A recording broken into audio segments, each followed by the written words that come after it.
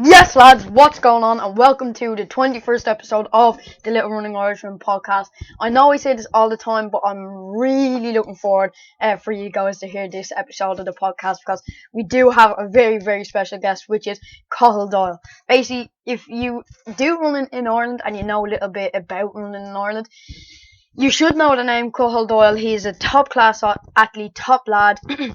Yeah, he's just got on a scholarship over in America for running. So obviously we're going to be talking a little bit about that. He's a Clonliffe lad like myself. So definitely a few relatable things that we talk about in today's episode. So and some of the lads out there that run for Clonliffe on my team, there's definitely a lot of relatable stuff in this episode for you. And even if you're not even from Clonliffe, even if you just do running, Carl has great tips in this episode. Great pieces of advice, and yeah, he's just a top lad and a top athlete altogether. So that's why I'm really excited for you guys to hear the conversation that we have. Before we actually just get into this episode, I want to say that the Black Roll Ireland products have arrived, and this episode is going out on Thursday. So the review had already gone out on the Tuesday just gone. So if you haven't seen that review and you're interested in it, definitely go back, give it a watch, give it a like, and leave a comment down below. And yeah, so basically, I also want to say a little bit of a disclaimer. There's a few points where first of all, where Cathal actually disconnects. So that's why there's a little cut there. And there's a few times where Cathal's connection kind of like goes for a second or two, and it's kind of hard to make out for what he's saying. But it doesn't happen too many times, and it doesn't really interfere with the conversation that much. You can still make out pretty much what he's saying. So I just wanted to tell you guys all that before we get in, just in case you'd think maybe that I didn't notice it or something. I did notice it. He does connect one time and disconnect one time, sorry, and the connection does go a little bit every now and then during the course. It's pretty much like it did like middle-ish to the end of the episode is when it kind of starts happening. So, but it's all good. It's still a great episode. Yeah, as I said, great. Really looking forward for you guys to listen to it. And before we do actually get into the episode, I just want to tell you guys that I did actually start up my TikTok. It's called The Little Running Irishman. I already have like 6 or 7 posts up on there. So The Little Running Irishman on TikTok, not The Little Running Irishman podcast, just The Little Running Irishman. Type me up, give me a follow, watch my videos, give it a like, comment on my videos saying you're from the podcast, and I'll definitely reply to your comments. So as I said, The Little Running Irishman on TikTok. Watch my videos, give me a follow, and give me the hype on there that it is there. So as I said, I hope you guys enjoy this episode of the podcast, and yeah, let's get into it. Alright, so I'm here happy to say that we are joined by the man himself, Cathal Doyle. Cathal, do you want to introduce yourself?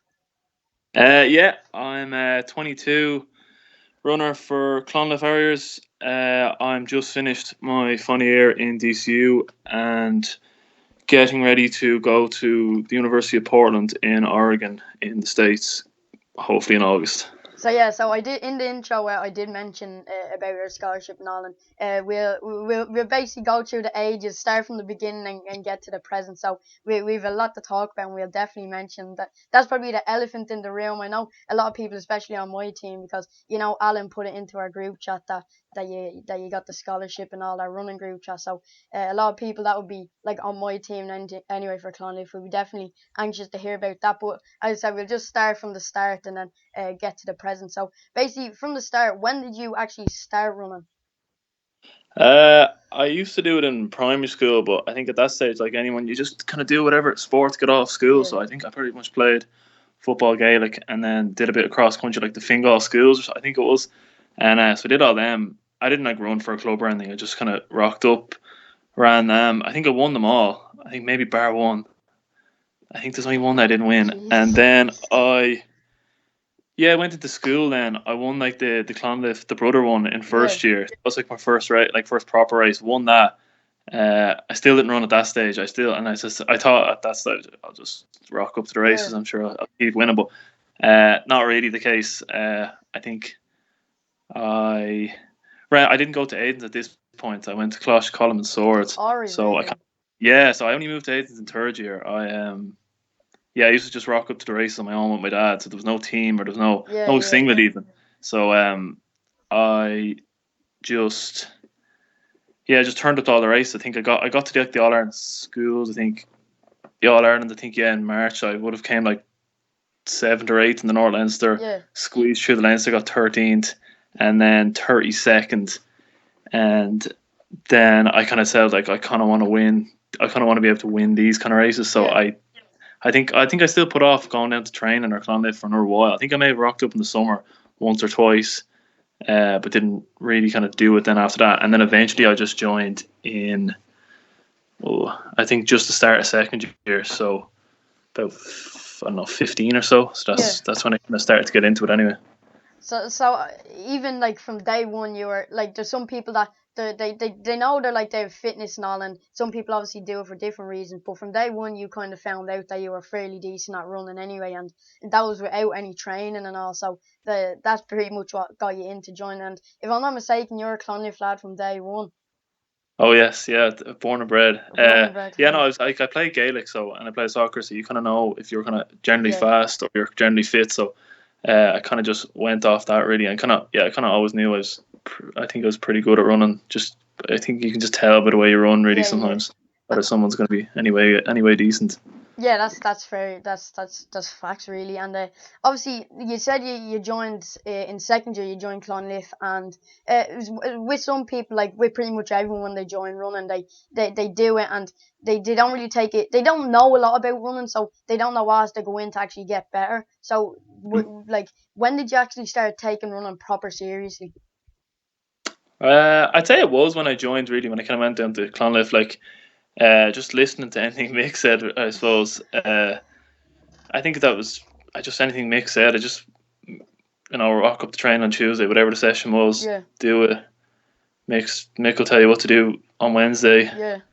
Yeah. Turn up on Thursday and just listen to whatever Fogo said, and then you kind of just get a grasp. Then what you kind of know what to do after that. And it's the same really, from even to the training I'm doing now. It's still pretty much the same really. It's just obviously the volume's a bit more and the intensity's a bit more, but I just really just listen to Fogo and look at the older lads and see what they're doing, and then just kind of wing it from now on, really. Yeah. So like, and it's pretty much, it's a lot of just consistency, because over the past 2 years is when I've actually started taking it seriously, and now last year is when I joined Fogo's group. So like, it wasn't a big step, but it definitely did help me improve a lot, and it makes a little more strict on actually doing the runs, especially the long recovery runs. So would you say a lot of it is just consistency as well?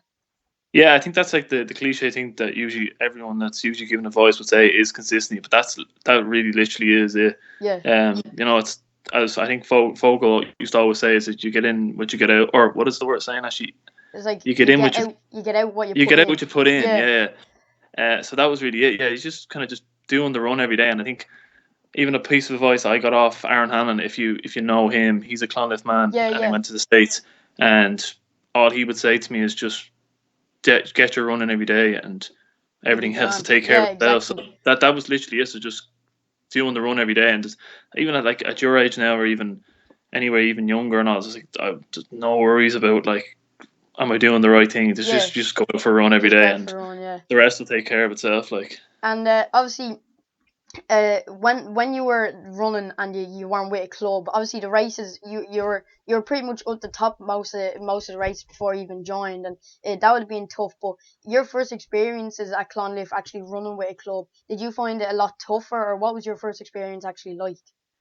I think I remember just being really nervous, because I remember rocking up, and I'd never gone for an actual run before. Like, just sounds really stupid, but I'd never actually gone, even though I'd won races before. I'd never just saying, right, I'm going for a whatever minute run. Yeah. So I think I remember like rocking up, and it was like, I still remember it was like Adam O'Brien, who doesn't run as much anymore, and a few other lads. I'm just running around the park really, and I think I was just a bit nervous, because I knew it was like, well, I think I'm a lot better than anyone thinks I actually am at the moment. Like, it's like I know I'm pretty good, but I wasn't. I suppose in my head I knew I was good, but I was like, I just need to train really. But I was definitely nervous when I rocked up. But it was like, after a while, then you kind of love it. Like, you just get to know like the group really, because our group was massive really, and so I think it's very similar to yours. And then you love kind of going up and just having the crack really, and get the training done with and have the crack before and after. So it was nice. And after a few weeks or so, you kind of get used to it. Not a lot. It's nervous. Yeah, I'd say that's a lot. That's pretty much the same with a lot of people. But I actually get a bit of a slagging off the lads on our team, because,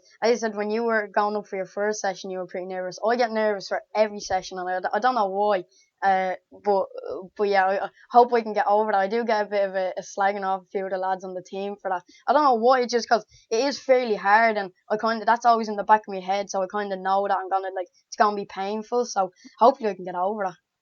Ah, yeah, no, it'll come with experience. Really, it's more like you kind of more confident you get at just getting the session done. Really, and that's really the main thing. Is just get it done. Like, don't worry about the times. Don't worry about any of the rest. Just whatever Fogo says, just listen to that like it's the gospel, really, and the rest will just take care of itself. Yeah, that's it exactly. And we were talking there about consistency and all there as well. So especially for my age and the level you're on that right now, even through these like tough times where it's hard sometimes to be motivated and all to get out. What would typically now? I'm not sure if you don't want to give like a lot away, but what would a typical week look like for you running wise now during quarantine?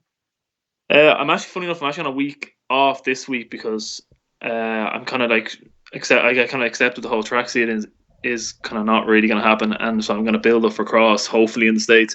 But say typical week, I just run easy on Monday. Like I'd run 40 minutes in the morning and 30 in the evening. So then on a Tuesday I'd run maybe a little half an hour in the morning, and then Tuesday do a session. Yeah. Wednesday, Monday, sorry, would have like strides and a little gym session, and then Wednesday is the same as Monday, leaving out the strides and the gym session. Then Thursday is like a tempo run or some sort of a long steady run. Friday rest or a little jog. Yeah. Saturday session and Sunday long run. So it's probably the exact same thing you're doing because I've done the exact same thing since I started running. It's the same format for whatever amount of years I'm running now. So like nothing really changes really, and even during quarantine, it's kind of grand. Like everything's just on your own, but like it hasn't really affected me. Like I won't do certain obviously I can't do track sessions. But it's not really the end of the world. I don't really do that much track sessions anyway. Maybe once a week, if even the odd time. So it hasn't really affected that much. But that would usually be my usual week anyway. Yeah, that's pretty much what I'm doing. Like obviously you do a bit more of a higher volume and higher intensity, but like I do obviously even for any level you do it to the best of your ability each session and each run you go out to. But as you said, nothing's really changed much since basically you started Clonliffe. So and it clearly shows that it's working, and so because obviously if it's working, why if it's not broken, you don't need to fix it basically. Yeah, exactly. Yeah. So the next thing I was gonna ask you is what would it look like basically, if a typical week of training look like if you weren't in quarantine, and I'd say pretty much it's literally the exact same. But as you said, you might just get a few track sessions in here and there. Yeah, that's literally the only difference, I suppose.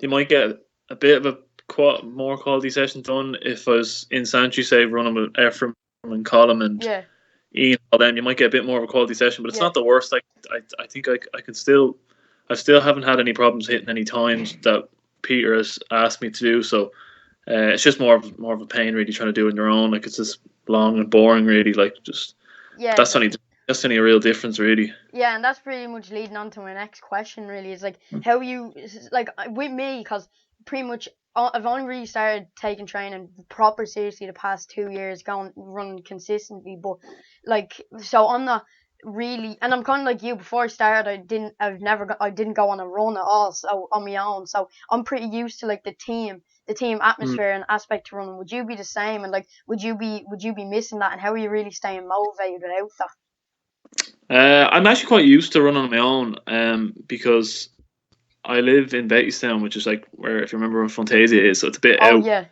Yeah, so it's not a million miles out, but like I like there's no one to run with, so I generally would run most days on my own anyway. Unless I was in college, I could be living in DCU. But I don't know. I kind of think running just kind of adds to the structure to your day, really. So it's just, I don't know. I feel productive. I feel good when I just run. So for me, it's just like it's something to do, really.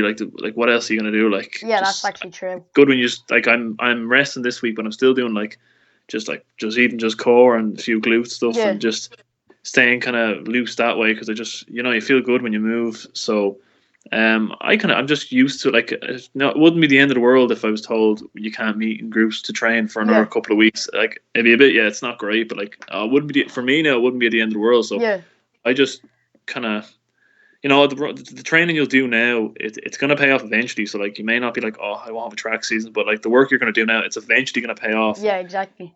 Getting more training in really is probably going to make your cross country season a bit better, because to be no tapering weeks. There's going to be no kind of weeks you have to ease down. You're just going to make your base even bigger. So it's going to pay off eventually. So like whatever stuff you do now, it will eventually pay off. Yeah, as you said, just like build that foundation right now, and then when we get back with the team, get like the solid sessions in now before the cross country season starts. And on the note basically of cross country, you've had a lot of success individually and with the team over track and cross country. But before we actually get into that, what would you actually prefer, track or cross country? I think I used to say cross country, but then in the last maybe year or two, I'd probably say track. Just as I'm getting older, I'm like, and I say older, 22, but I think you can't really get away with kind of running. Like I don't run crazy mileage, like it's 70 to 80, maybe more 80s. It's quite hard to kind of be competitive in cross country. Now that I'm a senior, like you're up against marathon lads and you're up against real 10K guys. So I probably would say track now. I'd be like, there's a better chance of me making championships and stuff like that on the track. So I'd probably say track now, but I'm kind of still very much like at the end of track, you're kind of sick of track and you're dying for a bit of cross country. So I'd probably say track now at this stage. That's fair. And would you be able to confess that maybe that we don't have a track season, you're missing that a little bit, and that could influence your answer a little bit, or not really? No, I still think I would still pick track first. I think it is a balls. Yeah, that like there's no track, but I still think I would pick track first anyway. Yeah. I just in the last couple of years I've probably had the most success on the track. My times are probably more impressive than say performances cross country anyway. So I think I definitely pick track now at this stage. Yeah, no, that's fair. And obviously, as you mentioned there, you probably had more success on the track and cross country. But you did take part on, if I'm not mistaken, the junior. At one stage anyway in your Clonliffe career, you've taken part in the junior and senior cross country All Irelands, and you've come away with a few titles, haven't you? I've won a 3K on the track. I don't remember why. I was only I think I was 18 maybe. Yeah. I think I've only won one. I don't actually remember. Yeah, I've a lot of seconds and thirds. Yeah. But I think I've only actually won one, and I'm trying to think. Yeah, I think I've only won one track, and then I've lost team goals from Aidens and Clonliffe. But yeah, I think on individual on the track, yeah, I think it's only. Oh, sorry, I've won an under 23, so there's two. A 3K and a 1500 is what I've only won. So, but lots of seconds, unfortunately. Well, it's still medals in the bag anyway. And cross country wise, how did that look for you really with club medals and individually? So like from really not as far back as you remember, but relatively recently or relatively really. My first I say when I first joined Clonliffe that time I would have joined obviously whenever training starts back like September, and then that November my first All Irelands I got 8. So I would have got you get a little medal there. Yeah. And then I got second in the schools All Ireland then that March.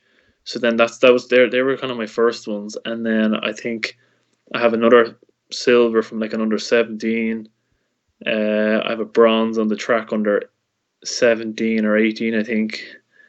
Then I have a few schools thirds, I think. So a bit of a mix, a lot of second and thirds, and then our Aiden's team, I'm sure O'Neill has mentioned, we pretty much won everything. Yeah. I think we rarely lost a race. Like if we did lose, it was a big deal. So I've racked up a lot of medals. I think even from the first year I joined and third year, we medalled every year. We went bronze, silver, gold, Jesus. and then the year we got silver, I think we only lost by 1. But then the following year we only won by 1. So definitely since I joined Aiden's anyway, I started to pick up a lot more medals, say team wise anyway. Like I think there was pretty much a gold team from every race. I don't know. That's only a guess now, but I can't remember ever losing an All Leinster or Leinster. So that's some title to have anyway. Not being able to remember the last time you lost. That must be fun to hear. I think the last time I can remember losing was the intermediate schools. We lost to St. Flannan's and Ennis. Yeah. By 1 point. So I don't think we lost for the last 2 years anyway. Jesus. From what I can remember anyway. personally, like the school I attend, it's not like we've a couple of lads, like three lads, me and two others that actually are big into running, and we actually do run and take it seriously. But 90% of the people on the team are just doing it to get out of school, which like you can see, like you can't blame them for really. And But I've been there myself. So. oh yeah, I've been there myself as well, definitely. But um, like basketball would probably be the biggest sport on my scale, and I'd love to go. Obviously, Aiden's is way too far out. I have to make a 30-minute trip out to Santry every night, and when next Tuesday when we go back, I won't be able to go to the first session because the 5 kilometer radius. Oh yeah. So that's a bit disappointing. But I definitely would love to attended a school that's like big into running, and I'd be able to say that I can't remember the last time I lost, but unfortunately I do remember the last time I've lost. So yeah, I know. Aiden's are quite a big basketball school as well. Actually, I think we've won like an All Ireland or two. We definitely won one All Ireland when I was there. They've won an All Ireland as well. It's a very sports school, I suppose. I think they won. They just win all the kind of the football, Dublin, Leinster's, hurling, football, everything really. So it pretty much is a real sports school. Yeah, it's just really sports school. Really, we have there's good facilities, I suppose. Like there's like a gym. There's pretty much everything you need, really. So yeah, no, it's a good school to go to if you definitely want to give sport a good go. Yeah, that's true. And a lot of lads on my team go to Aiden's, and you can see the difference, but would this be right that you would have actually trained with the school with Aiden's like for running before like races and everything? Yeah, we just because it's just I think it works out perfectly really. O'Neill has like obviously set up training. Yeah. The days that are not for Clonliffe, so you're going to do your 40, 50-minute run regardless on a Monday and a Wednesday, and then you do that in the school, and then towards sixth year I think we didn't train. We still trained, maybe not as much, but still a lot because like you have leaving cert, you have other stuff. But we kind of got together on like every Friday because we were off early, so we'd always like make sure it was Friday is always a team day, so we'd always meet every Friday for a run. So I think we switched. I think I took my rest day then on a Wednesday, so I could run then on Friday. So we kind of just adjusted a few little things and made sure we were always running together, like pretty much most days of the week, bar a few anyway. Do you know why we were saying that some people, and we've been culprits of it as well, just going to get to the runs and the races not to get out of school. But I feel like when you have a school dedicated to a sport and there's actually training involved, and especially training like running where it's fairly tough, it actually shows the people that want to go for the running aspect and are actually committed to winning. So that's another reason why obviously it's a big sports school like Aiden's do so well, because we don't do any training for running, and it just, as I said, 90% of the team is made up by people that just want to get out of school. But I feel like when you actually have training, it shows who actually wants to be there. Yeah, I suppose it's not that enjoyable a sport sometimes. So I think anyone that would be at training, they're kind of there, and it's good crack as well. Like you're just out of school, like you're kind of sick of the whole school part. So I think it's just nice to kind of get out and just talk a bit of crap and all that jazz. So yeah, it was just kind of more so nice to just get out and chat with the lads anyway. Yeah, that's fair. And the fact that you said it there, it's not at times, especially when it can be not a very enjoyable sport, and especially like when you're on the starting line of a 5K or 6K cross country racing in the freezing cold in the middle of October, and it's lashing rain. The thoughts going through your head is like, why do I put myself through this? Why did I join running in the first place? But then the feeling when you finish the line and you know you put everything out on the track and you know you done well is like, it's a priceless feeling. Yeah, I think even if you're winning the race or you're coming whatever, like I think everyone's going through that feeling, because I know I've definitely like been, say when I was your age, kind of looking at the front lads, and it looks so easy. It's like, how are they doing that? But now to say I might be one of those guys who's at the front, it's still as painful, and it may look easy, but it's only a poker face really. Like I'm dying on the inside, and like like there is points in the race where you're absolutely dying, but like you kind of think it back, and like usually the points you're dying, say in a national, it's like say the hill in Abbottstown, like there's always like a crowd of people on that, and there's roaring at you, and you kind of get a buzz off that. So I think no matter what level that you do go through that stage in a race, going like, oh god, why do I do this? Like it's absolutely fine. I think even after the race, I find like I know if I ran my hardest, I'll be sick. Like 100%, I will be sick. I think if I'm not sick, I was like, I deep down know I could have pushed it. But like, yeah, at that time, like, I'm kind of on the ground, kind of wrenching to get the last bit of sick out, and that's there usually the points. I'm like, why do I do this? Like, you're just on the ground getting sick. But then when it's you're good. going up to get your medal, it's just like this feeling. Yeah, no, it's worth it in the end. Yeah, I think like funny enough, my spikes over there, like they're still sick on them from the last race. Which I'll be getting new ones anyway. But no, you always know when you've emptied the tank when stick them up in a frame. Yeah, I think the little bits of sick on them, so I'll keep them lovely.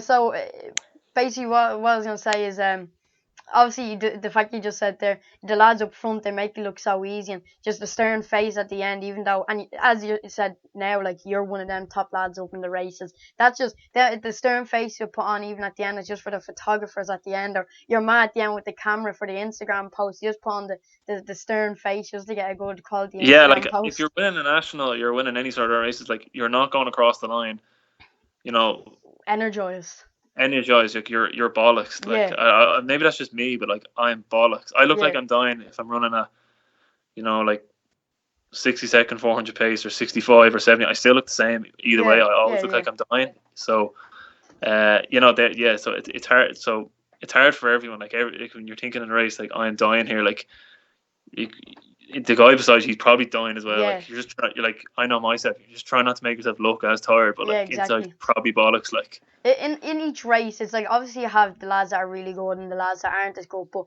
it's pretty much who can not die the longest. Who can like pretty much stay alive for the longest, pretty much last man standing, and whoever that is will end up winning the race.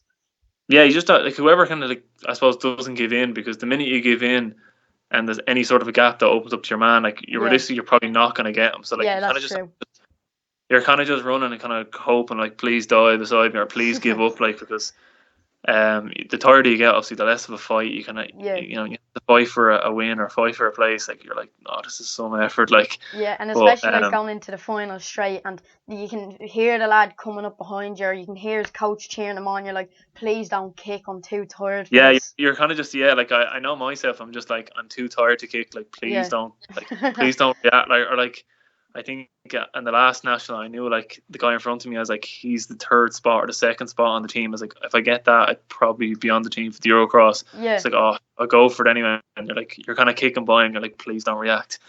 Like you're just like, I really do not want him to react, and we have to try and kick him now. So, but so it doesn't matter what level you're at. Like it's hard no matter it's what. Painful no matter what.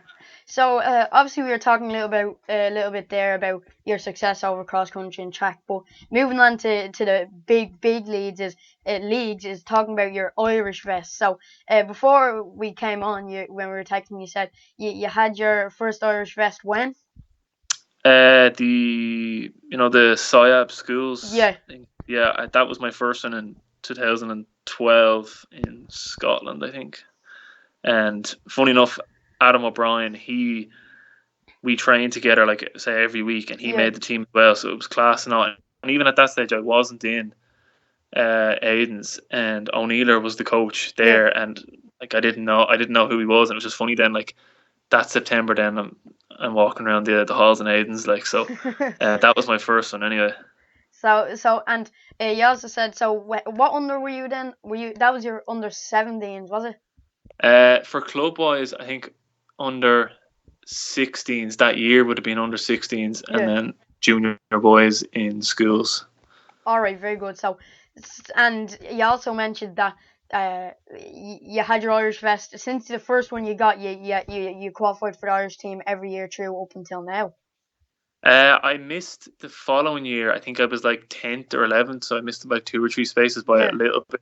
Then the following year, I just scraped on. I literally just kicked by your man at the very end, and I got last one. So that would have been like TY. Yeah. And then I think I ran like a mountain running race in like sometime in the summer, I think under 70s or something. But that was literally just for the vest and the trip away. Like I came dead last, literally just for the trip. And then after that was just like saying schools. I think in my final year, I made my first Eurocross in 6th year as a junior boy, and then I missed the following year under 23 as a junior, or as a true injury, and then the last 2 years now as an under 23, I've made the the Eurocross and the under-23s Europeans on the track. Jesus, so you've had your fair share of Irish fests anyway, and obviously representing your country in any race, no matter how long you've been doing it for, is obviously a great feeling. And I wouldn't know that from experience as of right now, but I'd say just common sense, it obviously is a great feeling. But would you say the first one you ever got was the nicest feeling? Yeah, it was pretty cool. Thinking, yeah, it's a bit weird because at that stage I would have only ran in like one or two vests, like my school. Actually, no, really only my school vest and a Clonliffe vest. And I remember kind of looking down, and you're kind of just looking at the vest, see Ireland. I was like, that's actually pretty cool. Yeah. But yeah, it is pretty cool. Like it's quite nervous, but it is pretty cool. Like it is a special feeling when you're wearing a green vest. Yeah. It's just it's a little different, I suppose, but it is a cool feeling. Like yeah, I'd say it's a. Hopefully, that's the dream anyway. Any competition is to any time in my running career to get the Irish vest. So you never know. Definitely keep at it. Like I think it's a sport. Like the lads that you see winning now, and the lads even for the next couple of years, like the lads are winning. Like there's a decent chance they won't be as good as they get older. Yeah. And like if I look back. My first of Ireland, I was 32nd. Like so, and then like there's so many lads that I'm looking at now, and they were like loads of people like the lads that I'd run say with Irish teams now. Like I think Peter Lynch, I think he may have mentioned he didn't even make the All Ireland schools when he was that age, and like now he's like say over in the States he's making All Americans. He's doing all that. So like it doesn't matter like where you are now. I think it's the lads who just kind of stick in with it usually are the ones that will eventually get there, and you'll eventually get it if you really want to.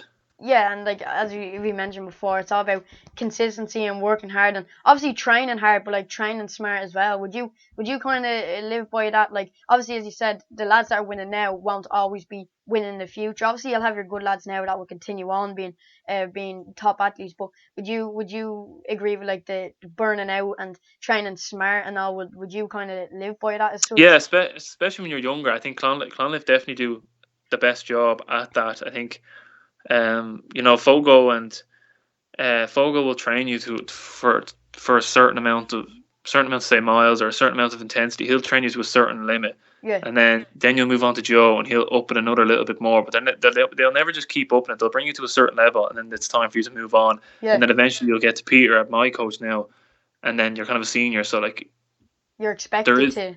Yeah, so the point, the kind of easy thing to say, like if Fogo says go for a 50-minute run, like it's not a thing. Oh, I'm gonna get better if I do a 60-minute run. Like there's a reason why he's only telling you to do 50 minutes, or there's a reason why he's doing that because it's like a ladder, I suppose. You have to hit each stage of the ladder. Yeah, exactly. And if you just skip a few, you're probably gonna get injured. There's so many lads like you see juniors, and like thinking about now, like juniors running like 70, 80 miles a week, and I'm like, there's not a hope in hell when I was like 16, 17 being able to run that. Like I think I was only running like 40, 50 maybe. Yeah, I'm currently running about 30 to 40 miles a week. Yeah, so like it's you're better off like just slowly creeping it up because you don't want to kind of run too many miles. You're gonna pick up in like there's loads of lads that have picked up injuries that are like really bad injuries because their body's still growing. Like your body's like you're like becoming a man, say, and like you don't want to be putting too much pressure on that. Like, I get you. Whatever Fogo says and whatever when Joe says, it's just you do that. Like if anything, you do a little bit less if you were really tired. But, exactly. Never more, like so, because you don't want that. Like I think burnout is probably mental, but in a way, like you can burn out in the sense that you'll be too like if you're so full on when you're 15s or 15 or 16, you're just by the time you get to college, you'll be fed up. Like you're like you're sick of it. Exactly. So if you're saying like you're full on with training, like make sure you're going out with the lads. Make sure you're going to a disco. Or make sure you're doing little stuff like that, like and eating whatever you want. Like don't be too serious. Like because even at now, for me, like I'm quite like I eat pretty healthy, but like I still eat like I still have chocolate. The days and all. Yeah, you still have the days. I still like. I'll have like I'll eat crap as well. Like I'll eat good stuff. I'll eat crap stuff. Yeah. So that kind of the kind of question about burnout kind of comes with everything really. What you eat, what you do, your lifestyle really. So I think at that age, you're better off just be like a normal 15-year-old. Let's train and all, do all the little things right, but don't restrict yourself really. That's what I'd say. Is don't not go out with the lads unless you have a race the next morning. That's something. Yeah, that's different. Yeah. But that's But like like, every sport really. If you have a match the next yeah, morning or whatever, yeah. yeah, just I think it's the lads that just are relaxed about their training, just do the running and then don't worry about anything else Yeah. really. And if it starts becoming like a chore to you and you start not really enjoying it, that's when you need to kind of step back and look, maybe take a Yeah, week off or maybe do something different instead of running. yeah, because like it is a quite boring sport. Like I know, like Yeah, there's and like I don't exactly love say a Wednesday morning when I'm out running. Like I'm just so tired from the previous session. So yeah, it's definitely good to have other interests. Really, like other interests in your time. Like I go to like I have other interests. Like I work in my dad's shop or I go to college and I do other stuff like yeah, and hang out with my friends. Like so, it's not all just running. Like I think there probably is a time if you're a professional runner or you really wanted to run kind of like that level, you probably will have to be like that. But yeah, exactly. for a young lad or even me now, it's like it's good to have some other interest to kind of Yeah, keep your mind occupied. yeah, exactly. And like me personally, I'm big into football and all. Obviously, now that's not going ahead. And like other things, as you said, going out with your mates and all, and just living like the normal like 15 up to like 20-year-old life really, and not restricting yourself as you mentioned, because it, as you did say this, and it's a fairly good point that like you don't really burn out physically as such, you burn out mentally, and you kind of start Yeah, kind of, as I said, making it a chore and not enjoying it as much. And I'm not saying that it's like what it is for me right now, which is kind of repetitive on my own every day, because which I yeah, mentioned, I'm used to kind of the team atmosphere and all. So I'm trying to get back with the team as quick as possible, and I feel like. Even though I'm getting good miles and all in right now, I feel like getting back with the team and all will really give me like that boost, and will really the times will start really like like building the foundation right now, but when we get back to the team, we'll really start adding on to it, and the times will start really adding up. yeah. No, exactly. Yeah, just keep at it. Just Yeah, keep at doing that because the bigger your base is, the more you'll be able to the longer you say be able to last in a session in a race. So like yeah, obviously it's like the pyramid, I suppose. Like the bigger your base is, the more you'll be able to yeah, stack go up. up, yeah, So like it will pay off eventually. And sure, like I think the restrictions are going to ease now every couple of weeks. So like you'll be back up to Clonliffe really in no time really, and yeah, you have to kind of remember like it's not you injured or you not being able to get trained. It's like everyone in the world literally yeah, is in the same boat. So that kind of even for me it makes it a bit more confident. Like yeah, I'm not able to run what I planned this summer, but no one else is. So that's kind yeah. of That's makes it it nice. exactly. And obviously, like Crown and everything is right now has become so much bigger than just sports and all. It's actual people dying, so you kind of need to focus on the training now. But for like race wise and being with the team wise, like you can't really dwell over it because there's so much more happening in the world now that's so much bigger than sport. Yeah, exactly. Yeah, just I would say just don't stress over the running. Really, like I'm very relaxed Yeah, training my days. I'll just go out do my run, do a few gym bits after form roll that night, and just keep doing that. Really, it's yeah. it's not really stressing over like I'm not really as rigid maybe as I was. So it's more so just doing whatever it takes to enjoy the run. Really. Yeah, yeah, yeah. So we were talking about your success with well your Irish vest anyway, and on that topic, from like your recollection or over all the years that you've ran with Ireland and for Ireland, what would you say was your best year or your favorite year, or like your just best moment with running for Ireland? Yeah, funny enough, I don't actually like. There's none of I look back at a lot of them like, oh, I didn't really run that well. Like I know, say my last two were probably my worst. Probably like I think the last one in Lisbon, I just wasn't ready for a course like that. I just wasn't Yeah, fit enough.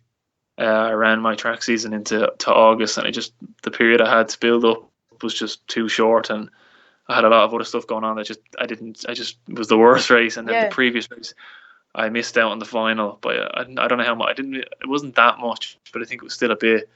Like I'm back and like I ran like a donkey. Like I don't know what I was doing, but I'd probably say I'd probably just go back to. I'd probably my first one really. It was just not. I think I like even though it was probably the most smallest, meaningless one. yeah, It was just nice that I think I don't know where I came. Like maybe 14th or 15th, and I think it was about halfway in, about in the middle of the race. I say yeah, I was. But I think it was more so just the fact of really wanting that, or even my first, like my Eurocross. I think I ran in Tilburg. Like I think I wanted the top 40. I think, and I think it was 50. But I think that race I really wanted it. That was yeah, the year I stepped up to the 10K, and I was ninth as the senior, so it was more so like the kind of road to get there was the more enjoyable part. Like, Yeah, that's fair. I'd really like I ran that national like perfect, and I'd made the team. So I'd say I suppose the answer kind of would be was maybe my first one. I don't know. Yeah. I think it was more so the buzz of just being on an Irish Yeah, team that's really. what I was thinking. Yeah, like the first set of gear you get, and the like meeting like new mates and all, and the actual experience getting a flight over and actually represent your country. That like obviously if there was a year like Ephraim last year, obviously getting what was it? He got silver, didn't he? He got bronze. He had silver till the very end. I Oh think this yeah, yeah. Turkish guy got him at the very end.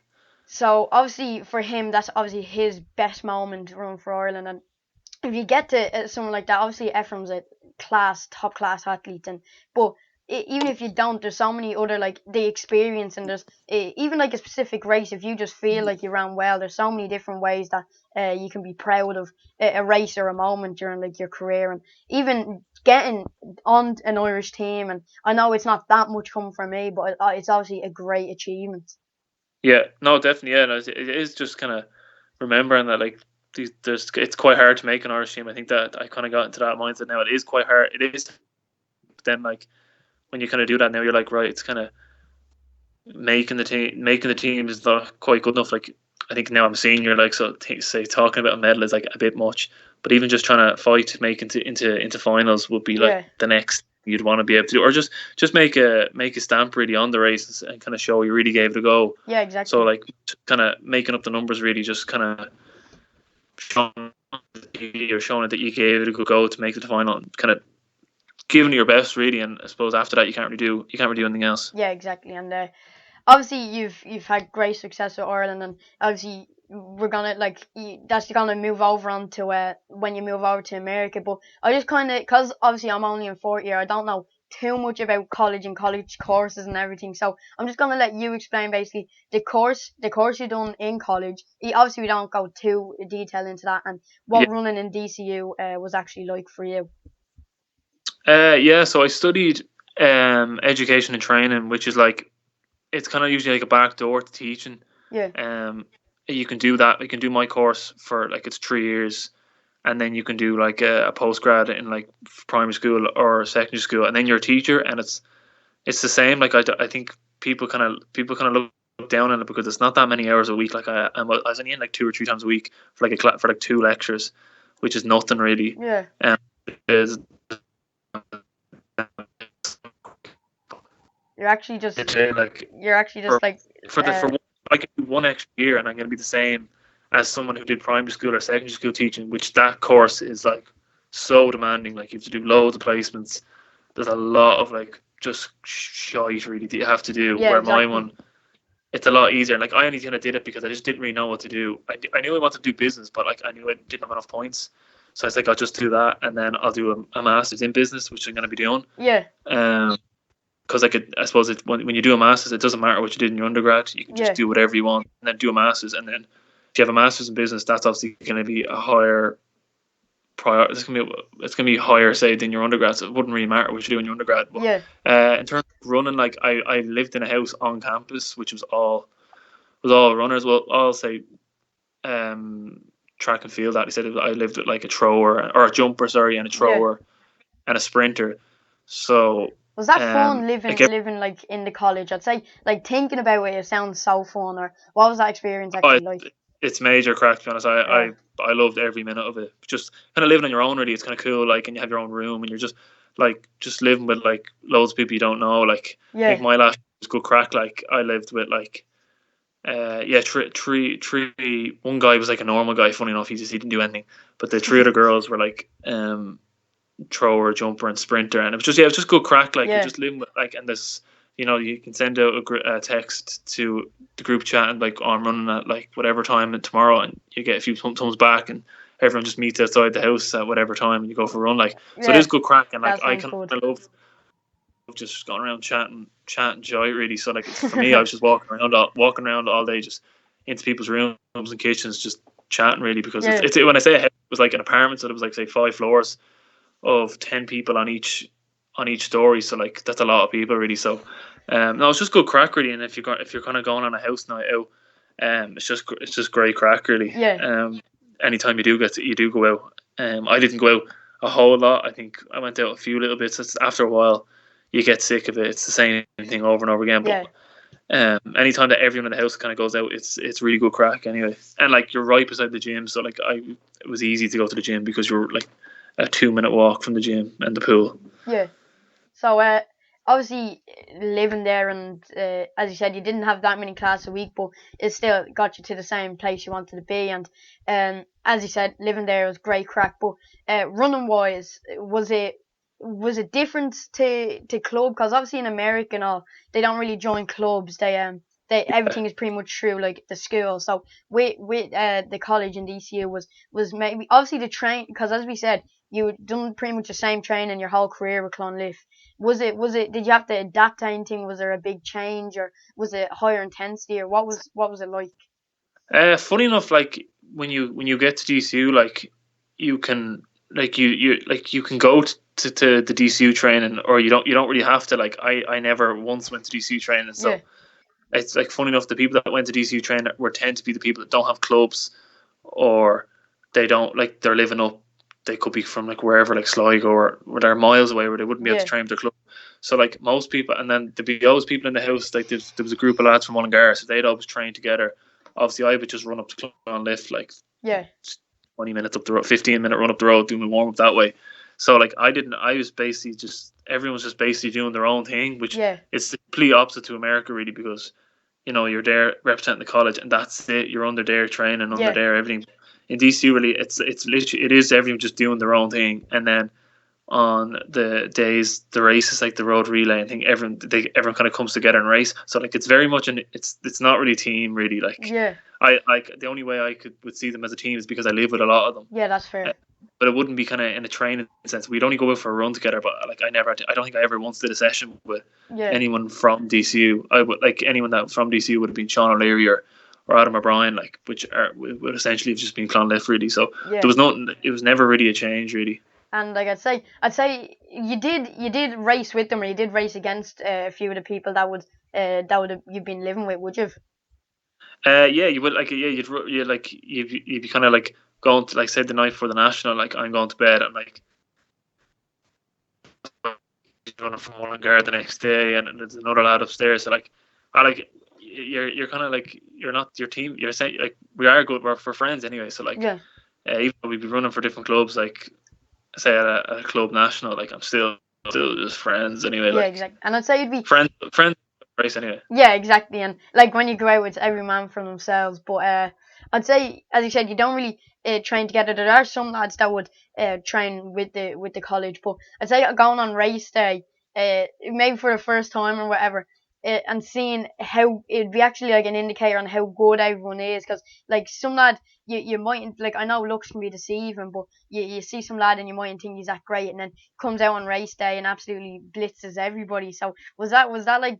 Did that ever happen? Like, was there ever times where you kind of seen some that you didn't think was that great, and then they absolutely done mad well in the races, or was it weird seeing Uh, how good everyone was like on the first race?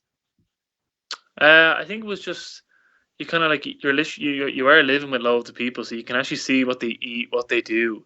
So like sometimes you'd be seeing someone, you're like, how does he run that fast? Like all he eats is that. Yeah. Like I know, like there's one of the sprinters in the house, and he has like an awful diet. Like it's the worst diet I've ever seen. Yeah, he'll go out and win an Irish Yeah. senior. Yeah. Like Yeah. so, I think it's more so just like it's just weird. Like it is kind of after fun. It's funny after a while. Like everyone's kind of everyone kind of does the same thing. Like eat the same thing and all, but Yeah. then like there's certain people like I don't know how he runs so fast. Like he eats crap, or he goes out all the time drinking, and he still runs pretty decent. Yeah. But I suppose you just get to know the people, So you can kind of more personally. kind of relatively judge from like the way everyone lives, eats, and drinks and all that. Like obviously the lad that the sprinter, he has a crap diet and all, but he still goes out and does well. But there are some lads in particular, or girls even, that you can pick out that you'd know they'd be good, or they would probably be not as good.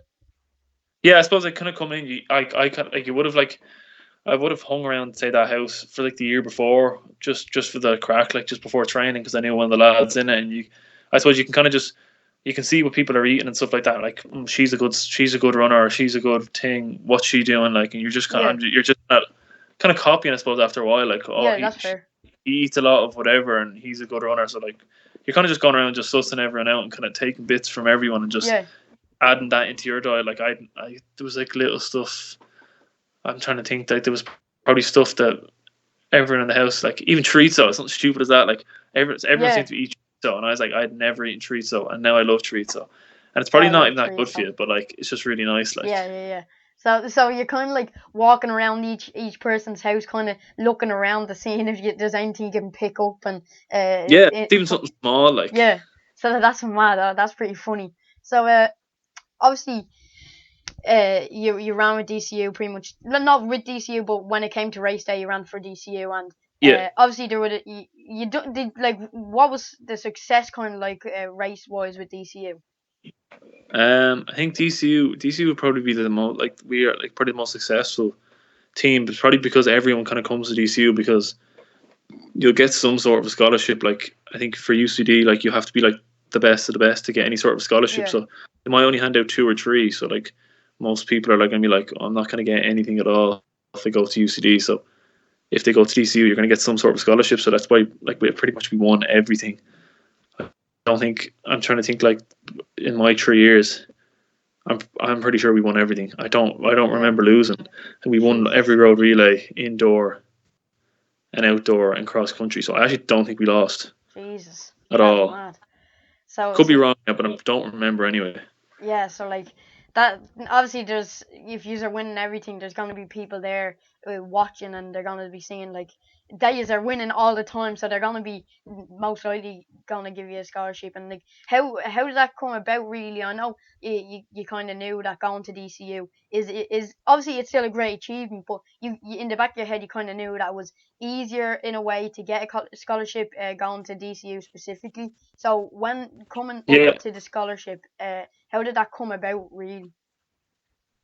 It kind of just makes sense, I think, because at the time, like when I was coming in, and Fitzpatrick was the coach, and he's really good friends with O'Neiller, so it kind of just makes sense that anyone that from Aidens, they always just go to DCU, and it just made it more sense because, like, it's probably the closest university to me, and it's right beside Clonliffe, and it's right beside my friends. So it literally just had everything, and then it was just it's really just a case of just applying for the scholarship, really, and then like if you're anyway well known or decent, Enda Fitzpatrick would have known you, so like he'll know, yeah, he's a good runner. And I would have chatted to Enda like loads of times before I even got to DCU, so he would have known who I am anyway. Yeah. So, but it's not much of a scholarship, to be fair. Like I think compared to like the American one, I'm gonna get it's really like peanuts compared to it. But that's because the budget said like there's simply just not enough money. Like like American colleges just have so much money compared, but it was more so just a case of just applying, really, and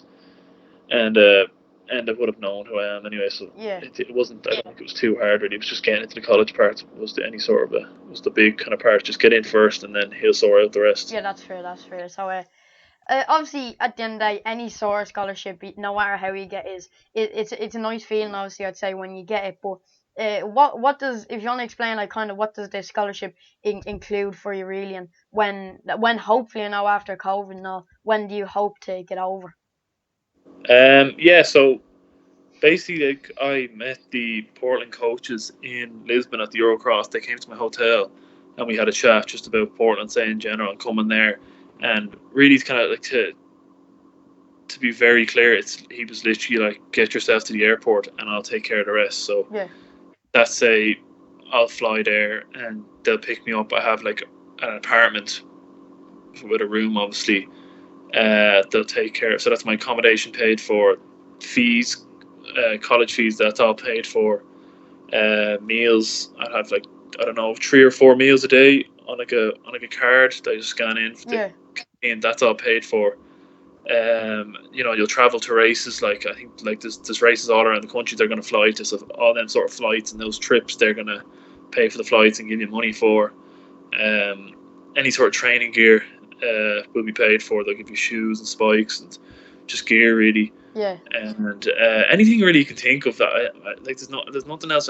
Like the shoot, funny enough, the other thing they mentioned you pay for your own is like obviously if you go for a coffee outside at the campus, Yeah. obviously you pay for your own, and just like the small stuff like cleaning your clothes, like the laundry room and stuff like that, like you do that yourself. And, Yeah, that's fair. Yeah. but that's really the only thing. So like there's not like there's nothing really else I think you need to do to live really. Is you have accommodation, food, training gear, travel, everything paid for. So anything you can really think of pretty much is paid for. Yeah, and so obviously you're gonna be getting treated like royalty over there anyway. So, It will but be compared to here, yeah. yeah, but when like even looking at videos or looking at races, like the American athletes, professional or amateur, really they do stand out, and the training over there is top quality. So obviously it's gonna benefit you so much. But are you a bit nervous because do you think like the volume or the intensity it may be too much, or are you looking forward to it and are you confident?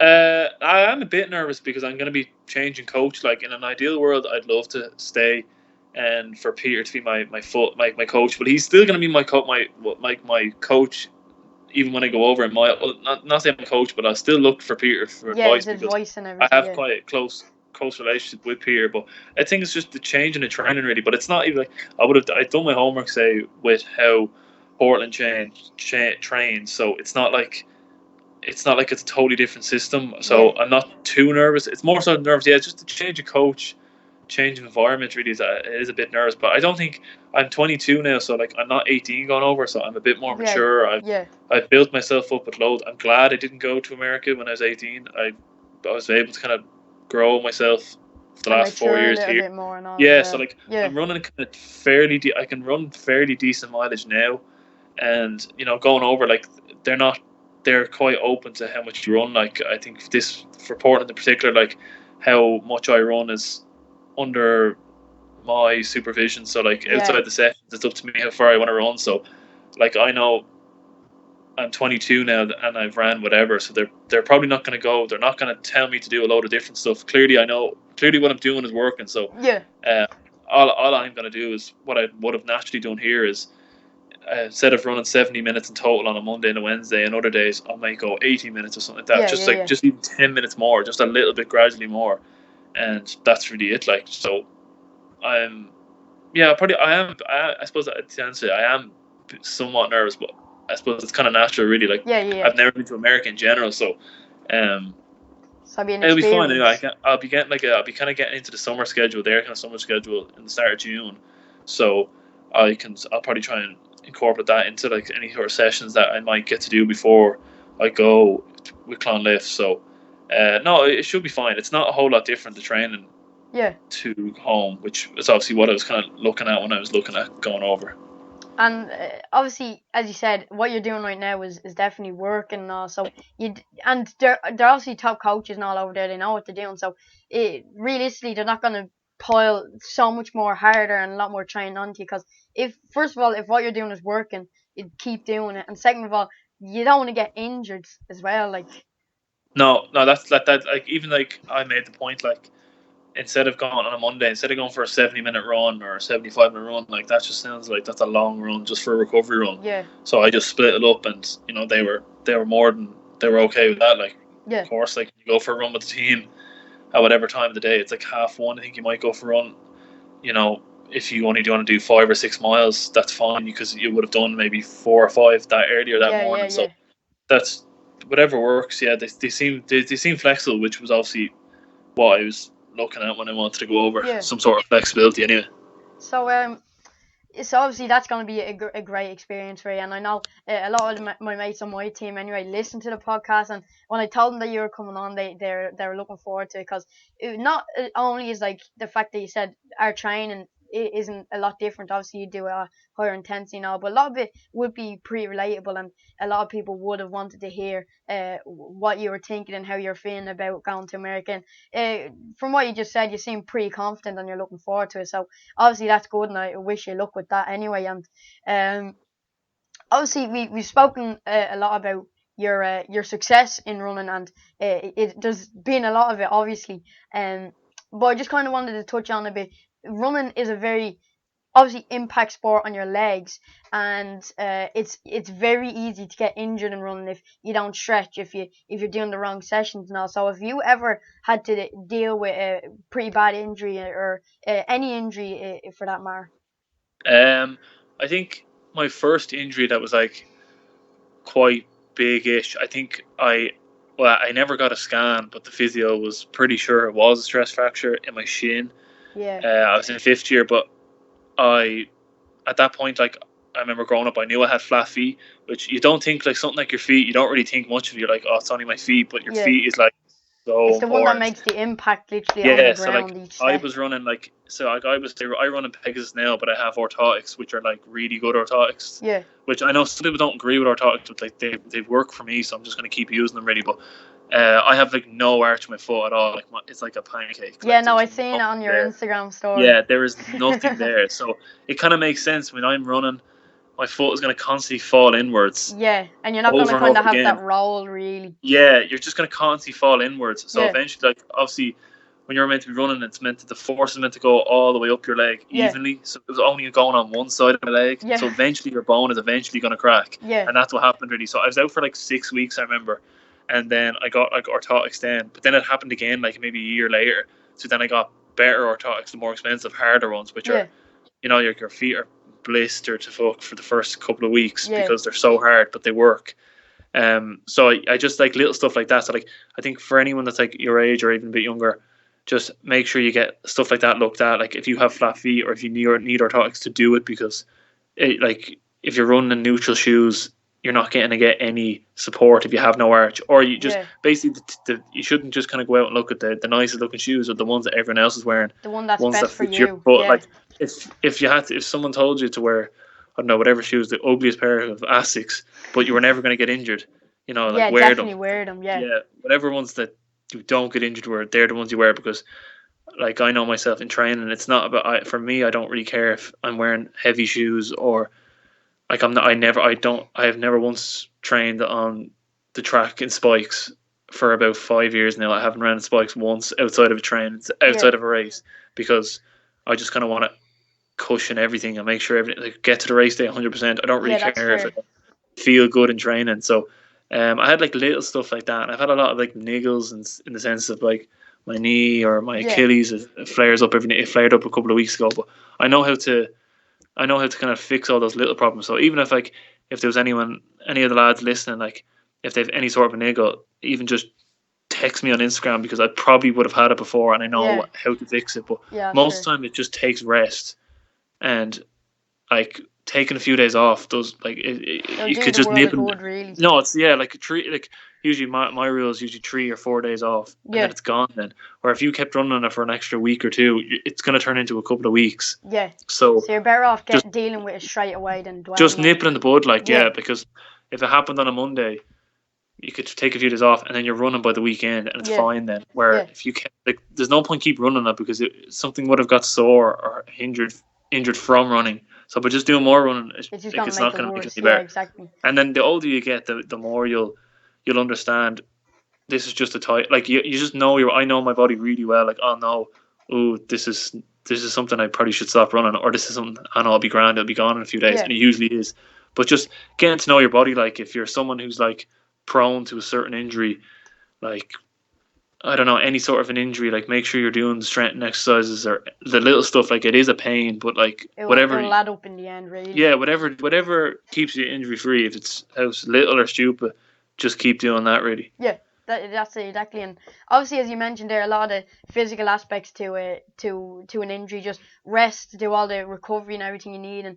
And someone like myself, or someone like yourself who's been running, like especially you, who's been running consistently for a pretty long time now, and when you get an injury like that, it can affect you mentally, because you just want to go so bad.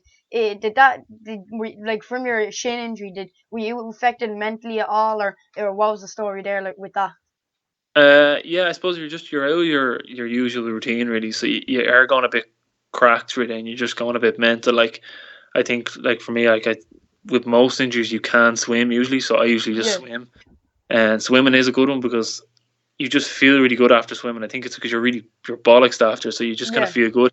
So whatever, I I would just do anything that like just makes you feel really tired, like, because it feels like you've done something. Even like a bike, but sometimes a bike, some injuries I know probably bike's not best. Yeah, So yeah, like usually swimming is your best case, but like even like little things like keeping the same schedule. Like I know I had an Achilles, my Achilles flared up for like a week or so, about a month or two ago, maybe 6 weeks ago, and like little things like I would have ran in the morning, I would have ran in the evening. So instead of going for a run, I just got up and I went for a walk, get up. Yeah, and then I ran exactly. and walked. So just keeping the same structure, the same routine you would have had is what like I kind of do to kind of keep Stay myself mental. mentally And even sane. Yeah, just try and not look at running really. Just do anything but run, or yeah. anything like don't look at any sort of running, because you're just gonna be dying to get out and run again. So you're better off just do the rehab and just, I don't know, do something. Just don't watch running videos anyway. And obviously, don't use it as an excuse to do absolutely nothing. Because as I said, when you got your injuries, you kept a routine. So still get up early, go for a walk, go for a swim, do something to other than running. And obviously, don't use some injuries, like if you break a limb or anything, there's obviously excuses to Yeah. lie down and everything. But for like a different kind of injury, as you said, like a flared muscle or whatever, definitely don't use it as an excuse not to do anything else. So do incorporate something different into your routine, and definitely keep a routine. So getting up early, going to bed at the same time, and that would definitely help as well physically, like keeping a bit of exercise up, but it'll definitely keep you mentally sane for the amount of time that you're out. Yeah, and especially like the work you do usually when you're injured, like it'll just make when you get back running a bit easier. Like if I would have at one stage when I was injured, the year I just kept getting injured on and off. It was like 2018. I would have swam in the morning and the evening. Like I can't swim really. I'm terrible. Well, I'm all right. Like Yeah, I'm not great. do Like, the but I would have basics. done it twice. Yeah, I can do the better. I can't do the whole like kind of the whole breathing aspect. That's what Yeah. I'm a bit stupid looking on sprint, but like it's more so the effort to get the heart rate up. Yeah, But exactly. I would have just done that, and it just makes the comeback really a bit easier. Like when you come back running, like it's not like, oh yeah, I did loads of cross training, I'm still really fit. Like it's just running is not like you can't really. It's not gonna be the same by just doing loads of swimming, but it will just make the comeback a little bit easier. Yeah, And then in the sense of when you were saying it's not like you shouldn't be kind of just saying, oh, I can't do anything now because I'm injured. Like yeah, that's probably one of my one pet hates, because I think a lot of lads in college, they'll feel, oh, I can go out and drink now loads because I'm injured. So what else am I doing? But there's little stuff like that. Like yeah. for example, like if you drink alcohol, you're kind of blocking any of the proteins that like fix anything Fix that's your wrong. muscles and So if all. you're Yeah, going out drinking all the time, like it's going to delay your injury even longer because you're going yeah, out drinking loads. Now, fair enough, you can go out for a night out or two because you would have never usually got to do that. But yeah. like without taking the piss really, and yeah, just Just be the more you smart do, and about it, really. yeah, be smart about it. Just kind of, if you really want to get back as quick as possible, sensibly, like you'll do the cross training, you'll do stuff like that to kind of Yeah. it's more so keep yourself ticking over rather than physically. Yeah, that's fair. And obviously, with injuring, we were talking about you mentioned like your foot really flat and everything, and we were talking about even if it's the ugliest shoe in the world, but it makes you, it keeps you from getting injured, and it feels good on you and it works out with you. So obviously, you specifically, and a lot of other people like you would need a pretty specific kind of shoe. So runner wise, and spike wise, what would be like your main favorite brand, or your like most favorite pair that you've ever worn? I've like I just stick to the same shoe. Like so, I wear like the Pegasus, the Nike ones. Yeah, They're the ones I just stick my orthotic in them, and then I've literally just worn Nike really all the time. Like yeah, I think I just, I don't know, for cross country, I just wear whatever ones really out there in the house, like just any spike really. I'm not yeah, too fussy. And then on the track, I've worn the Matumbos the last few years. I kind of wanted to get the Mambas this year. The steeple spike, yeah, they looked pretty yeah. They cool. look so nice. They look really nice. They're like all white, so I really wanted Yeah, them, but I have to wait now. But I just basically wear all Nike really. I like I have the Next Percent, but I only really wear them for a race, and then I wear like the Vaporflies for like sessions and stuff like that. They look like a marathon shoe, and I yeah, usually just wear them. So I think because funny enough, I did the first time I got an Achilles injury was 2018, and it was the year I decided to get a different brand, a different model of Nike. I got the Vomeros, which are a bit harder at the back, and yeah, they would have. So after like I was out for like 6 or 7 weeks with an Achilles injury because the hardness in the back of the shoe would have rubbed off my Achilles and eventually flared it up. yeah, So I obviously said that day I'm never changing, so I just stick to the Pegasus now. So whatever shoe you wear, I know myself. I never change. I'll never change. I'll just stick to the shoe. And did you purchase in the Pegasus 37s? I didn't even know it was 37s. I only got my new ones here like a couple of weeks ago. I got them like there was a big sale on Nike. I only got them for like 56 quid or something. The 36s. I didn't even know it was 37s. Yeah, they came out there a few weeks ago. They look quality. They look really good. I had a pair of the 35s there a while ago, and I'm currently wearing Hoka's. And just today, my do you know the Nike Streak 7 flats? They're I was gonna get them actually. Yeah, I have them. Actually, I have them here. There they are. There. Yeah, no, they're the exact ones I was gonna get because they're not too lightweight, but there's still a bit of cushion in them. Yeah, because the ones I have are like Streak 2s or something like that, so they're really skinny.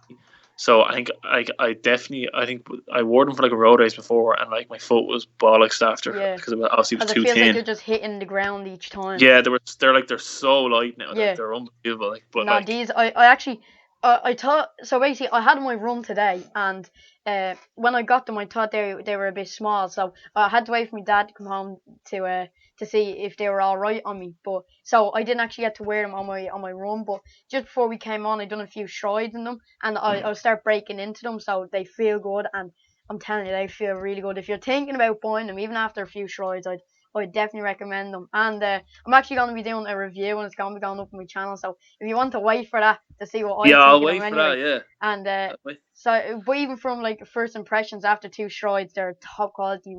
Like they're light, as you said, as you can probably, I don't know if you can see, it says Zoom, has the Zoom foam in them as well. They're quality. Yeah, I think that I had the same reaction for the next percents. I splashed out and got them before. Are they good? Are they like? Are they the hype? They are the hype, but like I don't. You're just running. It's hard to explain, but it literally is like a trampoline on your foot. Really, like they're just pushing you forward. Like so, like it's just like a no-brainer now to not wear them for like a road race. But I think the cushioning on them doesn't last that long. Yeah. So I've literally I spent like 250 quid on them, and I wore them for just under 14 minutes in a race, like so. You're worried that like you don't want to wear them out. You don't want to like overuse them. And too afraid to wear them out, and I'm only going to wear them for a road race because like obviously when you wear a shoe for the first time or the first few times, it feels unbelievable. The cushioning is obviously perfect. Yeah. So I kind of want to keep that feeling for as long as possible, which I probably won't run a road race now for quite a while, but I'll just let them sit in the bag over there till the time comes. But you never know now with your new scholarship over in America, you might get a sponsorship with Nike, and you might have the Alpha Flies and the Vapor Flies coming in left, right, and centre. Yeah, that's the goal because Portland's where like the Nike HQ is. Yeah. At Michael Jordan track, or is it Michael Johnson? Michael Johnson. Yeah. So I think it's only down the road. I think I've seen a few pictures of the lads on the team training on it. So, yeah, that'd be pretty cool after my time there. No, I'd say it's definitely a goal to have because it's very possible for you anyway. And so yeah, as I said, gonna be doing a review on them. So if you don't really care and you just want to buy them, obviously just get them. But if you're maybe a little bit interested, you can come. The review will be going out next Tuesday. So. Oh yeah, I'll tune in. Grand. Obviously, if you don't want them, you just want to get them, like just do it. But I'm just saying if you'd be interested. So, obviously moving on from the shoes is onto the track, and we're gonna kind of wrap it up a bit. Start wrapping up a little bit here. But basically, obviously COVID-19 track season's cancelled. So, before we came on, you did say that. The 1500 was your main event. So were you thinking, were you gonna run the 1500 and were you gonna run anything else on the track this year, or were you gonna do track this year? Yeah, I've kind of had the same sequence of races. Like I usually open up with a 5k on the track at the varsity, which I think this year I I think I had a small conversation with Andrew Coscoran, and we kind of were saying we kind of make it fast. Yeah. Just give it a go. Like just the two of us, maybe just share the pace at the front and it'd be like if I ran under 14 at the varsities, it would have been nice. But I think my main goal, was the 1500. I definitely wanted to go under 340. Yeah. I think I would have been happy. Like anything 339 or I would have been happy with. But obviously, I think I'm kind of looking forward to maybe even faster than 339. But It would have been hard to just. It would have been hard to just get into races, but there still would have been a few now I would have earmarked. Yeah. To get into, but I probably would have just. My main goals really was probably just to go under 340. I think I'd like to go under 150 for an 800. So anything 149.99, whatever under 150 I would have taken. Which I think it would be hard. I think because I'm a bit more of a 5k guy. Yeah. But I still think I maybe could have managed the strength. What kind of use my strength to kind of get me over the line. But and then I definitely wanted to break 4 for the mile in Morton. That was my big goal last year. But in the Morton mile. Yeah, but serious. I'm sure you were there. Like it was just the worst night ever. I think it was so bad. That killed me after the race. Just like I'd bigged myself up because I knew I could run it. Like I was like, if I get the first two, or if I get the first 2.5 laps down, it's gonna be good. Yeah. But yourself, the weather was awful, and if the front lads, the guys that are winning, if they're going for it, it's gonna ruin my chances. So like I need them to really go for it because.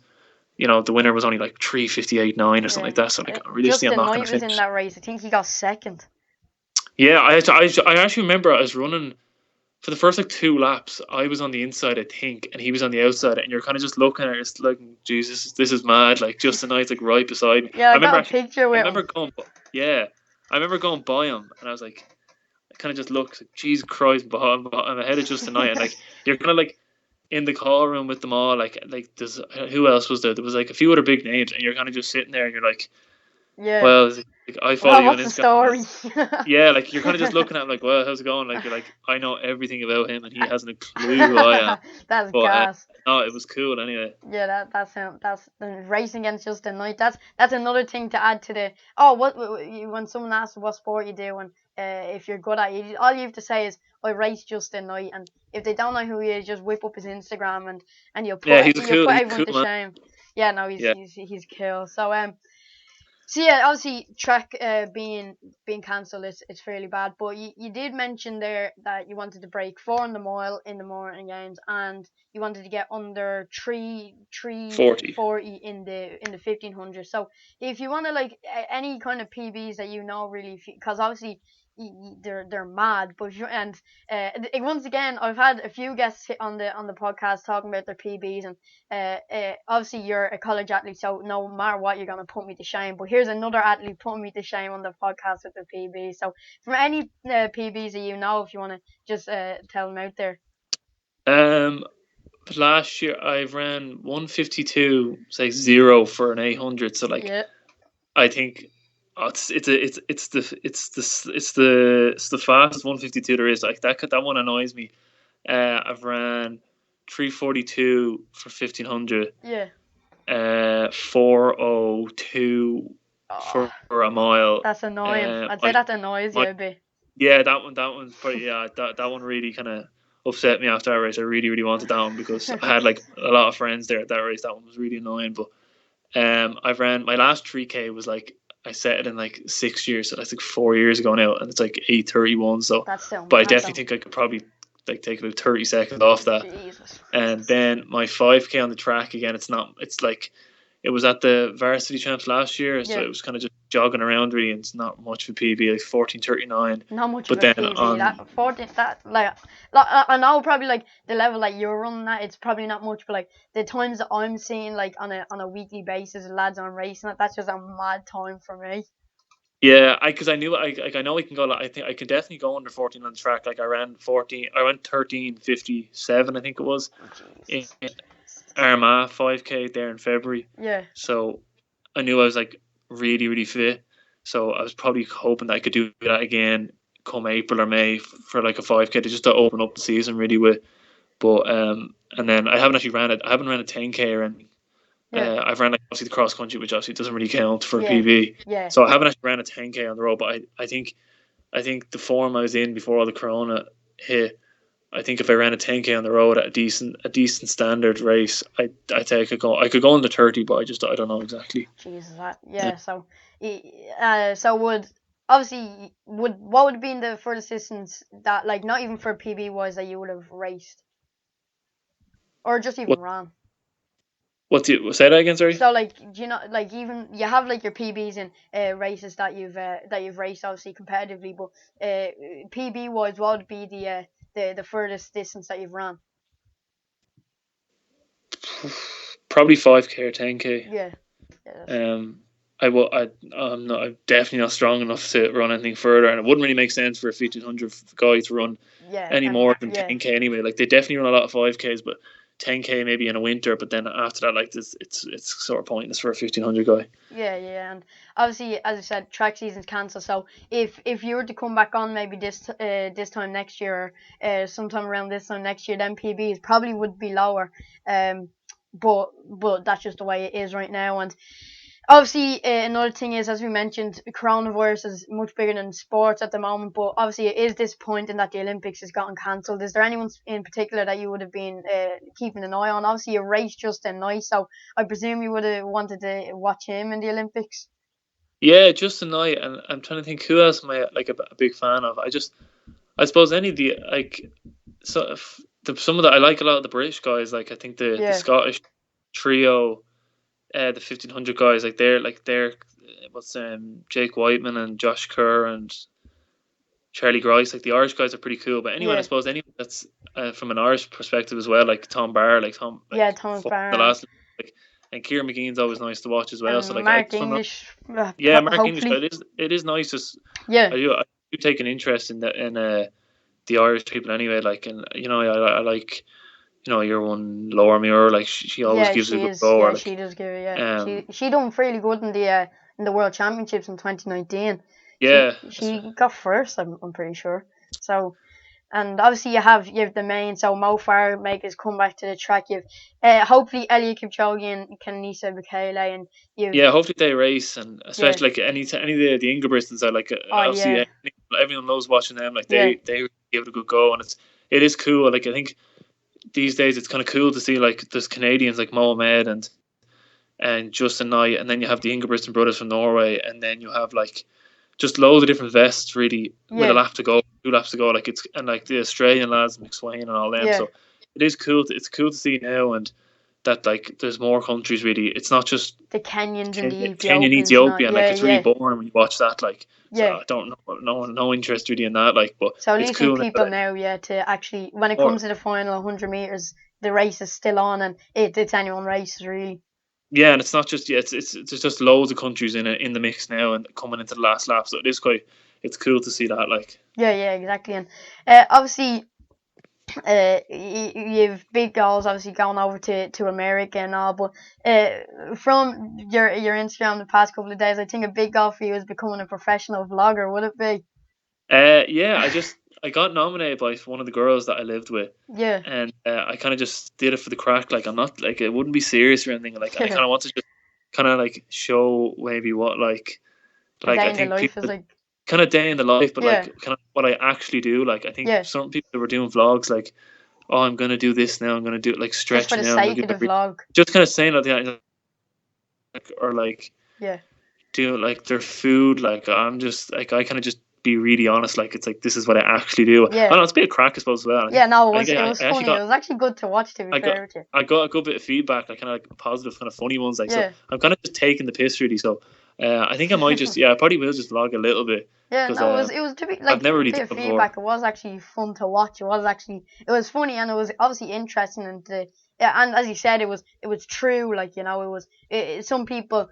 Like I know everyone was doing it just for the crack, but some people are actually just doing things that they wouldn't actually do. So that gave it a bit more of an entertaining element to it. Yeah, like I probably could have like easily kind of said, oh, I'm gonna do a bit of core now, or I'm gonna do a bit of that, but like I was bollocks. Like I was like, I'm not just gonna say that to make myself look like a better runner. Like exactly. I don't really care. Like because that's what I actually did on a Sunday, which is what I would have done anyway. Like I'm not like I don't know anyone that does activation or core stuff after a long run. Yeah. Like you're just bollocks after a long run. Exactly. So I just kind of just doing a bit of vlogging. So I probably will just do a little bit more just for the crack really. And coming on here will definitely build up your fan base. I'll definitely be putting up on my story for everyone to give a listen. Thanks very much, and I appreciate that. But on a real note, obviously going over to America, what would be a realistic big goal that you have in your mind? I'd love to. I think if someone just told me like, what would you want now? I'd love to be making like the national meets. Say like cross country wise, yeah, like you're on the team, so that's kind of.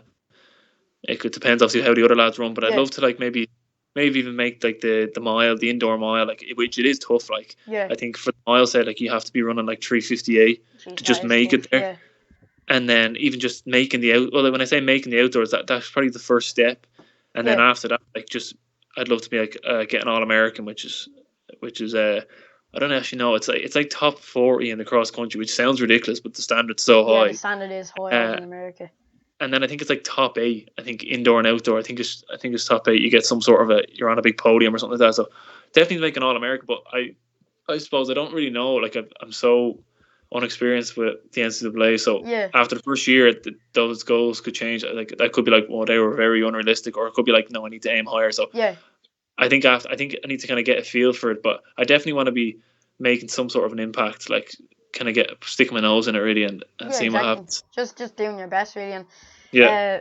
yeah, and obviously, as I've mentioned before, it's not much coming from me. Obviously, just a under 16 athlete, but even like seeing you train up in the park, you obviously do have the talent and the consistency and everything to go on and achieve much bigger goals than the one that you just listed there. And hopefully, for a Clonliffe man going over and representing Clonliffe in Ireland, hopefully we're all wishing you luck from Clonliffe anyway, and Yeah. No. hopefully we can get a bit of feedback on the Instagram and on the story and everything, just seeing how you're doing and all. Yeah, just even for yourself or any of the lads in your group or anyone even listening, just literally just drop me a text because it's nothing. Like just drop me a Yeah, text, even if it's a stupid question. Like yeah, just ask. Like I'll just give you the honest answer really, yeah. and No, exactly. it's nothing to me really. So yeah, sure. I'll be home at Christmas. Hopefully I get to go now in August or Yeah, September. true. But I'll be home at Christmas then for a couple of weeks, and then I'll be home pretty much all summer. Um, so like if anyone ever wanted to meet me and ask me a few questions, or even just text me on Instagram, feel free. Yeah, exactly. And I definitely will if I have any questions, or maybe if I'm have an injury or a bit of a niggle, and if I can't really get much advice anywhere, I'll definitely shoot you a text and Yeah, no, see hundred what you can percent, come up definitely. with. And honestly, I really enjoyed having you on today. I definitely learned a lot, and I know a lot of people listening were very, very interested in what you had to say about how you started, like pretty much from your whole running career up to now, and obviously your goals for the future. So as I said, I really enjoyed having you on. Hopefully, it didn't drag out a bit too much for you, and I hope No, you no, enjoyed it. I enjoyed it. Now I've never done something like this, so it's definitely something I'd love to do again. Yeah, and when after the experience over in America, if you're back home and you have time, obviously I'd love to have you on again and basically do a little bit of a recap really on how things are going. So if you'd be interested Yeah, in that, I'd love to have you on again. 100%.